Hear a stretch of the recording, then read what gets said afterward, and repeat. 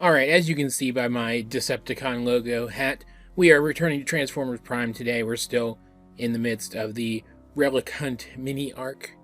And if you recall last time, which anyone who's watching these after the fact in the playlist will, because it wasn't very long ago for you, but man, it's been a long time for everybody else.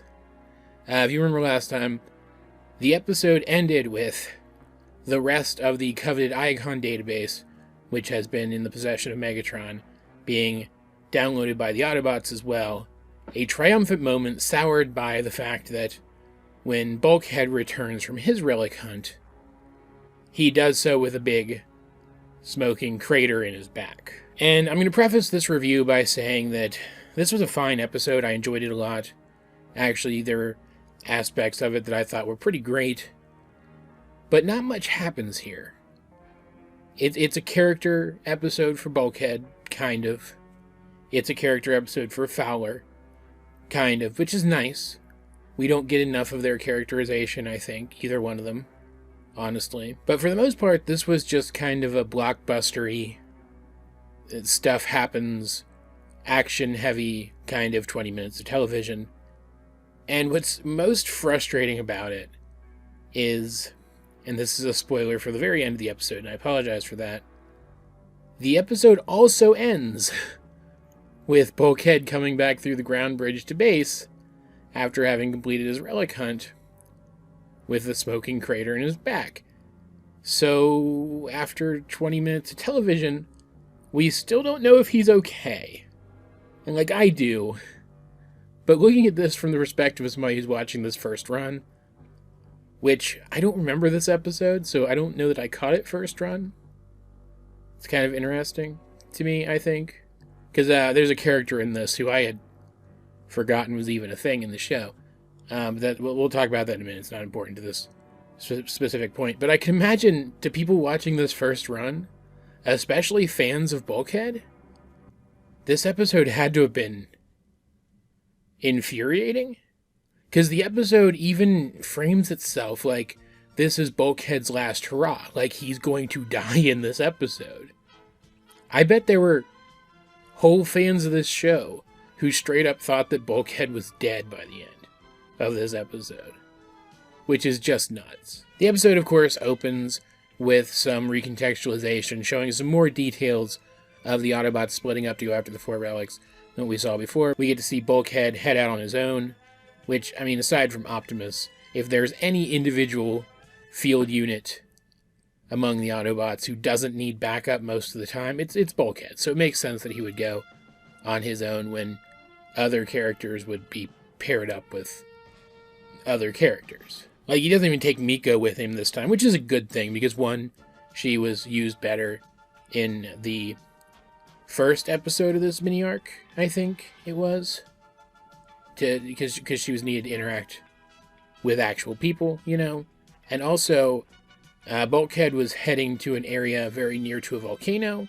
And I have said multiple times in multiple videos that anytime a show or movie, or even video game for that matter, puts a human person directly above a volcano, and their skin doesn't start to boil, I get kind of annoyed because whoever put that character there in that position doesn't know how lava works. And for whatever reason, that's one of my pet peeves. I will never understand why. It just is. Giant metal aliens, on the other hand, though, probably a little more lava heat resistant, right? But what's really cool here is we get a recontextualization from the perspective of the Decepticons as well, when we see a flashback to who Megatron chose to send after this particular relic. He goes into the part of the ship where his whole hive of Insecticons is chilling, and he says, "Who is the strongest amongst you?" or something to that effect. And a character who I'd completely forgotten was in the show, a kind of more greenish than usual, battle-scarred Insecticon comes down from the ceiling, and he declares himself Hardshell, and says that while nothing is more dangerous than an Insecticon hive, if they had to choose, it would be him. And up until this point, at least as far as I recall from the rewatch, the Insecticons were just kind of treated like brutes. Like animalistic brutes. But this guy is smart. He talks, for one thing. But also, as we see him interacting with Bulkhead later, he fights smart. And then later, he's able to accurately track Bulkhead, even when Bulkhead is trying to lead him astray, despite the fact that Bulkhead has experience evading enemy units as a wrecker. He even calls out that fact in this episode. He's able to anticipate what Bulkhead's going to do, and even knows what to prioritize in terms of completing his mission, because he started out with 3 other Insecticons with him, but it gets whittled down to 2 relatively early on. But he's got other guys with him, and he's able to reallocate their resources such that it makes completing his mission more likely when he sees that things might not be going his way. He's an intelligent character, and I'm left wondering, they, what was his name? Breakdown? They killed off Breakdown, who was Bulkhead's rival, right? Did they introduce this character entirely to fill that role? Because you've got this big, bulky, brutish guy. He's even kind of green like Bulkhead, drawing a parallel between the two of them. And in their first confrontation, when it's just him and Bulkhead's still trying to get a feel for how this guy fights, and so he doesn't do quite as well as he does later, right? Hardshell even, he recognizes Bulkhead as a wrecker. I'm not sure how, because it's not like Bulkhead has a wrecker insignia on him anywhere, at least not that I've seen. Maybe just the way he fights, I guess, could be it. But he recognizes him, or maybe he heard it around the Nemesis, I don't know. But he recognizes Bulkhead as a wrecker, and makes a point of mentioning that he has fought and killed wreckers back on Cybertron. Like, Bulkhead doesn't really react to this in the moment, but if they are trying to build a rivalry between those two characters, that's a way to go about it, right? Open that door, and then later, if you need to, and knock things up a couple notches by revealing that he killed one of Bulkhead's friends, or something, right? And the fight between them, the initial fight between them, is really good. Both characters give and take a few licks of their own. It's very impressive. They get to show off their endurance as well as their strength, but they're not just smacking back and forth on each other. There's nuance to it. It's well choreographed. These characters have distinct styles, and it's impressive. It's visually impressive, I guess is the best way to say it. It's a well-handled fight, which Bulkhead technically wins. He knocks off one of Hardshell's mandible thingies and leaves him unconscious. Doesn't kill him, though. This is another thing that is a pet peeve of mine, specifically about this show. You're at war with the Decepticons. The Autobots, they're at war with the Decepticons. This isn't like in, to use another Transformers example, Transformers Animated, where the Decepticons in that were basically a rebel group, I guess is the best way of putting it, stirring shit up on Earth. And the Autobots were treated more like superheroes anyway, so they didn't kill them. They tried to take them into custody, because in that continuity, there isn't an Autobot-Decepticon war anymore. The Autobots are in power. The Decepticons, even though they're very strong and very dangerous, aren't much of a risk once they're captured. Once they're defeated and put into a position where it's more difficult for them to accrue power. But in a situation like in Prime, when the war is still ongoing, and you're having it on someone else's planet that you have sworn to protect anyway, and the enemy outnumbers you significantly, anytime you get one of those SOBs on the ground, you should finish them. Double tap. Come on. Have they not seen Zombieland? It pisses me off. Because so many of the Autobots' problems could be solved by just finishing off the enemy.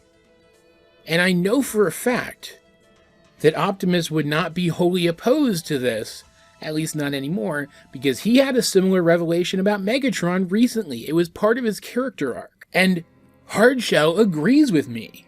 When he regains consciousness shortly after, he flat out says that leaving him alive was a mistake. He teams back up with his other guys, he follows after Bulkhead, which leads to a chase which leads to Bulkhead getting shot in the back on the brink of death. It's absolutely stupid. Bulkhead, in that moment, was stupid, which really bums me out because all throughout the rest of the episode, he was very smart. The relic in this episode is not some cool sci-fi weapon or armor piece or something like the other ones were.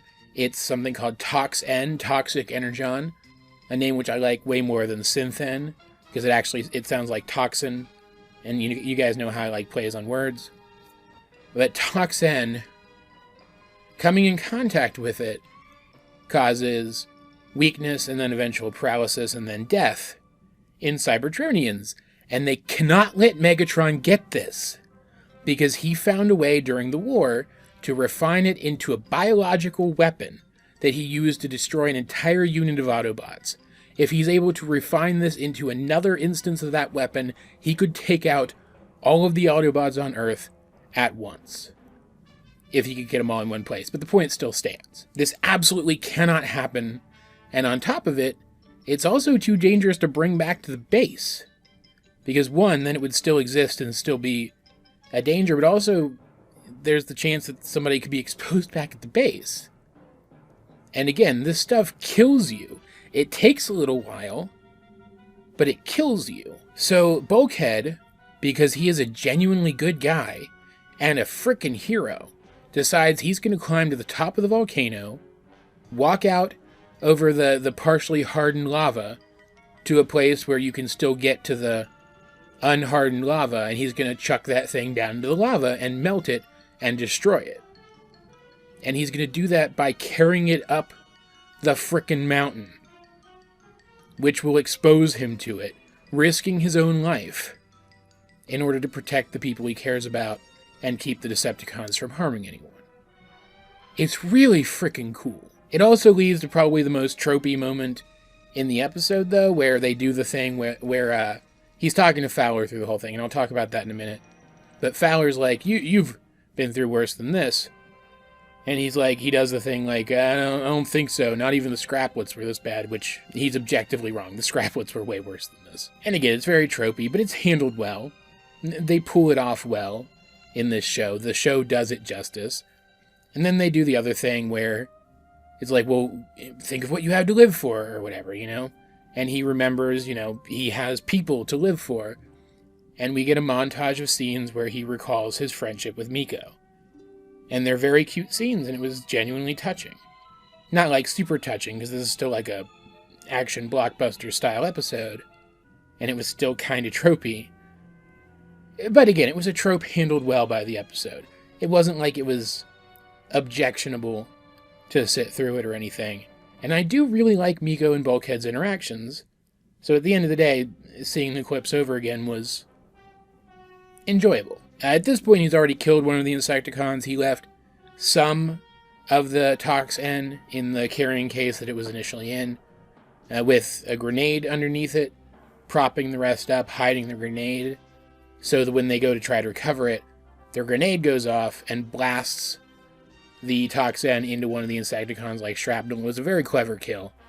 So that Insecticon's dead, because it went through his armor, right? So it affected him faster. But the other two Insecticons, as well as Hardshell, eventually figures out where Bulkhead went, despite the fact that Bulkhead left a very clever false trail, one that Hardshell would at least initially fall for. And so they arrive at the crater just as Bulkhead does, but even though he's been carrying the Toxn the entire time, Bulkhead still manages to, through mostly fighting smart, take out the other two Insecticons, and then knock Hardshell along with the Toxn into the moving lava, or it's not really moving lava, the still liquid lava, or magma, or whichever one it be. It was sitting in the crater, it wasn't flowing. I don't know which one that is, because there's two words for that for some reason. And we see the Toxn melt, and the implication is supposed to be that Hardshell is dead too, but he's not. He crawls back up. He didn't fall into the lava. He grabbed onto the hardened lava and stopped himself. He crawls back up, and as Bulkhead is leaving back to base, shoots him in the back, and that's the episode. Bulkhead is super weakened from exposure to this toxic energon, and he's shot in the back, so he's technically worse off than he was, at least as far as we knew, at the start of the episode, or the end of the last one, when we initially saw him injured. So I guess he's not technically in exactly the same spot he was then. He's worse off this time, which just sucks even more. And all that is good. Seeing Bulkhead take on so much, just so there's no risk to anyone else, was great.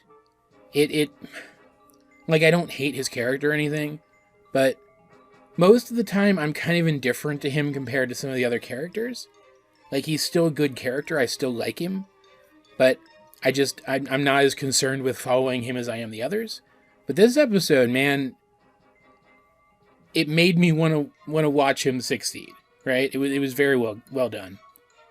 But the highlight of the episode, even more so than that, was his interactions with Fowler. As other stuff is happening in the background pertaining to the other aspects of this 4-part relic hunt, he's interacting with Fowler, who has recently woken up from his whacked out condition from a few episodes back. And these two have always had kind of an antagonistic relationship. It's a well-meaning antagonistic relationship because these are both good people, right? But they've always been kind of antagonistic towards each other, but over the course of their communications in this episode, they start to bond. Bulkhead learns that Fowler was an Army Ranger. They bond over that, and you can see that Fowler is genuinely distressed towards the end of all this, as Bulkhead is fighting while weakened on top of the volcano. He's genuinely worried that Bulkhead's not going to make it, and it was really cool. Like, these are the kinds of interactions where you have to kind of experience them for yourself. I could describe them to you in detail, but it really wouldn't do them justice. You really should just watch the episode for them. They were very, very good. And they bumped like a solid B of an episode up to like an A-, right? All in all, just as the hook at the end of the last episode with Bulkhead being injured, it got me psyched to watch this one. The hook at the end of this episode of Bulkhead being injured has got me psyched to watch the next one. I want to see this character turn out okay. I don't remember if it happens specifically in the next episode, because as I learned from the fact that I did not remember Hardshell was a character at all, I don't remember this part of the show nearly as well as I thought I did. So we'll see what happens. We'll see what happens. Again, looking at my schedule, I put a schedule on the wall. I don't have any more Prime on the schedule yet until next month. So we'll get to this next month. The 4th of next month will be the next Prime video, unless something changes. And we'll see what happens with Bulkhead, or maybe not. Maybe it'll make us wait another episode to find out. I don't know. It's going to be fun. Either way, guys, what did you think of this episode of Transformers Prime? Toxicity was the title of this one. What did you think of the Transformers Prime episode, Toxicity, if you have seen it? And let's get a discussion about it going in the comment section down below. And while you're down there, think about hitting the like button or sharing this video with anyone else you think might enjoy my content. I'm trying to get myself out there, and I'd really appreciate it if you guys could help. And if you'd like to have a more in-depth discussion with me, you can send me an ask over my Tumblr or at me on my Discord. Links to both of those are in the video description. Either way, though, this has been AJ22, and I will talk to you guys later.